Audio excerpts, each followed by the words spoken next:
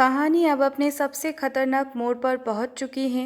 चारों तरफ सिर्फ पानी ही पानी है और उस पानी में घूम रही है खूंखार बुल शार्क्स।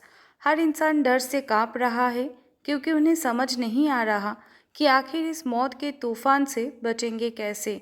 इसी बीच लड़के को अपने अंकल की एक बात याद आती है। उसके अंकल एक मरीन बायोलॉजिस्ट होते हैं और शार्क्स पर रिसर्च करते हैं। उन्होंने बताया था कि शार्क्स पानी में होने वाले वाइब्रेशन को बहुत तेज़ी से महसूस कर सकती हैं। जब कोई घायल मछली तड़पती है तो उसकी हरकतों से पैदा होने वाली वाइब्रेशन शार्क्स को हमला करने का सिग्नल देती है।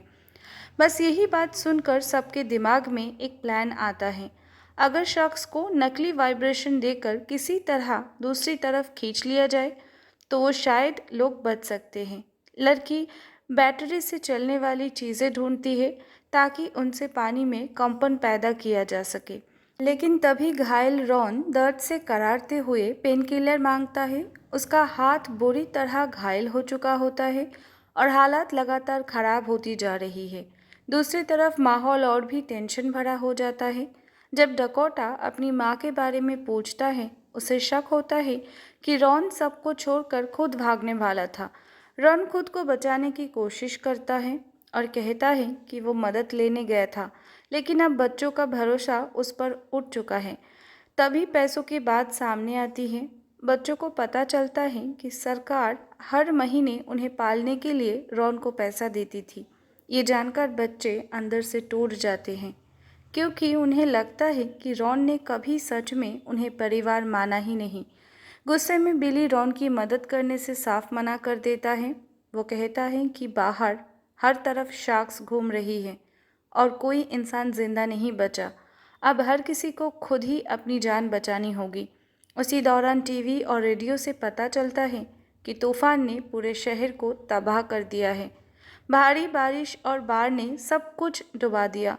सड़कें गायब है, घर बह चुके हैं और पूरा शहर समुद्र बन चुका है। इसी बीच लड़की अपने अंकल से शार्क्स के बारे में बातें याद करती है।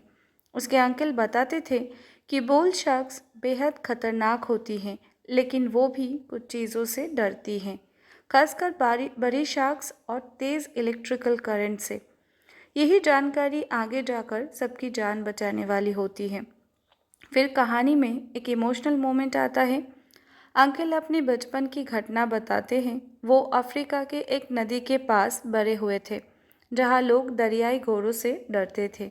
एक दिन एक हिप्पो उन पर हमला करने वाला था, लेकिन तभी तो बुल शार्क्स उस विशाल जानवर पर हमला कर दिया। उस दिन उन्होंने पहली बार किसी इतने ताकतवर जानवर की आंखों में डर देखा था। उसी पल से उन्हें शार्क्स को समझने का जुनून हो गया। उधर दूसरी तरफ अचानक फ़ोन में सिग्नल वापस आने लगता है।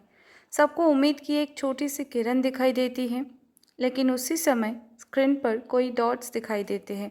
वो असल में शार्क्स होती हैं जो तेज़ी से उनकी तरफ बढ़ रही होती हैं। अब सब लोग आखिरी प्लान तैयार करते हैं। उनके पास बंदूक नहीं होती, इसीलिए वो मीट और विस्फोट का इस्तेमाल करने का फैसला करते हैं। प्लान सीधा होता है, मीट को पानी में फेंको, शार्क्स को पास बुलाओ और फिर धमाका कर दो। जैसे ही वो मीट पानी में फेंकते हैं, सब ज़ोर ज़ोर से पानी में हाथ मारने लगते हैं ताकि ज़्यादा वाइब्रेशन बने। कुछ ही सेकंड बाद पानी के अंदर हलचल शुरू हो जाती है। विशाल बुल शार्क्स तेज़ी से उनकी तरफ आने लगती है। अब माहौल पूरी तरह डरावना बन जाता है। एक तरफ मौत तैरती हुई उनकी ओर बढ़ रही है और दूसरी तरफ उनका प्लान कभी भी फेल हो सकता है। अचानक एक शार्क हमला कर देती है। हर कोई चीखने लगता है। एक लड़के का स्वेटर कहीं फंस जाता है और वो पानी में गिरने वाला होता है। बाकी लोग उसे बचाने की कोशिश करते हैं। तभी दूसरे शार्क भी आ जाती हैं, लेकिन तभी उनका ट्रैप काम कर जाता है। ज़ोरदार धमाका होता है, पूरा पानी हिल जाता है और शार्क्स बुरी तरह घायल होकर पीछे हट जाती है। ये देखकर सब खुशी से चिल्लाने लगते हैं क्योंकि पहली बार उन्हें लगता है कि शायद वो सच में बच सकते हैं। इसके बाद आखिरकार रेस्क्यू टीम वहां पहुंच जाते हैं। हेलीकॉप्टर और नावों की मदद से लोगों को बाहर निकाला जाने लगता है, लीज़ा अपने बच्चे को जिंदा देखकर रो पड़ती है। इतने समय तक उसे लग रहा था कि शायद वो दोबारा उन्हें कभी नहीं देख पाएंगे।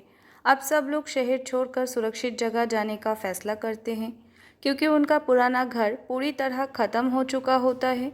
रॉन कहता है कि शायद वो फ्लोरिडा या किसी सुरक्षित जगह जाएंगे, और आखिर में न्यूज़ रिपोर्ट दिखाती है कि हैरिकेन हेनरी ने पूरे शहर एनेबिल को तबाह कर दिया। तूफान अपने साथ सिर्फ बाढ़ ही नहीं लाया था, बल्कि समंदर की वो मौत भी साथ लाया था जिसे कभी शहर तक पहुंचाना ही नहीं चाहिए था। लेकिन इस पूरी तबाही के बाद भी एक चीज़ बची रहती है, वो है परिवार के साथ। ये लोग टूटे ज़रूर थे, लेकिन आखिर तक एक दूसरे के लिए लड़ते रहे। और इसी के साथ फिल्म का एंड हमें ये सिखाता है कि कभी कभी इंसानों से ज़्यादा खतरनाक हालात होते हैं, और ऐसे समय में सिर्फ हिम्मत, भरोसा और परिवार ही इंसान को ज़िंदा रखते हैं। तो दोस्तों, ये थी इस खतरनाक सर्वाइवल थ्रिलर फिल्म की पूरी एंडिंग एक्सप्लेन हिंदी में। अगर आपको ये कहानी पसंद आई हो तो वीडियो को लाइक ज़रूर करना और चैनल को सब्सक्राइब करना मत भूलना, क्योंकि यहाँ हम ऐसे ही डरावनी, रहस्यमयी और माइंड ब्लोइंग फिल्मों की कहानियाँ आसान हिंदी में लेकर आते रहेंगे। मिलते हैं नेक्स्ट वीडियो में।